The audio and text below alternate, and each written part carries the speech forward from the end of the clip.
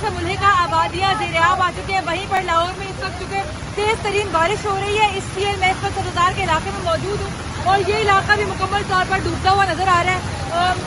देख रहे हैं आप, लोगों के घुटने तक पानी है और जो लोग बच्चे इवन जो स्कूल कॉलेजेस में फंसे हुए हैं उनको इवैक्यूएट करवाया जा रहा है और बहुत मुश्किल से उनके घरों तक उनको पहुंचाया जा रहा है क्योंकि बहुत ज्यादा पानी है।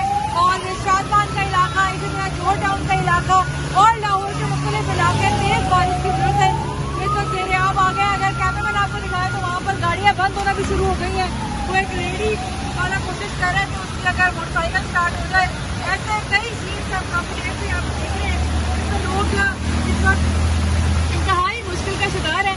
और महकमा मौसमियात का यही कहना है कि अभी बारिश ऐसी ही जारी रहेगी और तेज़ बारिश की वजह से दीगर इलाकों के ज़ेर-ए-आब आने का भी खदशा है क्योंकि रेस्क्यू टीमें मोस्टली उन इलाकों में पहुंची हुई हैं, लेकिन इस बारिश की वजह से जो बाकी इलाके हैं, नशीबी इलाके हैं, उनमें भी पानी बहुत ज़्यादा जमा होना शुरू हो गया और गाड़ियाँ भी बंद होनी शुरू हो गई। वो एक आप देख सकते हैं कि बच्चों को स्कूल और कॉलेज से कैसे बाहर निकाला जा रहा है। बच्चे सहमे में भी है, डरे हुए भी है, लेकिन बहुत मुश्किल से उनके घर वालों के हवाले किया जा रहा है।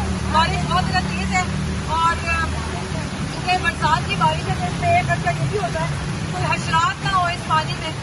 लेकिन ये सीन जो आप देख रहे हैं बहुत मुश्किल से एक एक बच्चे को स्कूल से या कॉलेज से घर वालों के हवाले किया जा रहा है।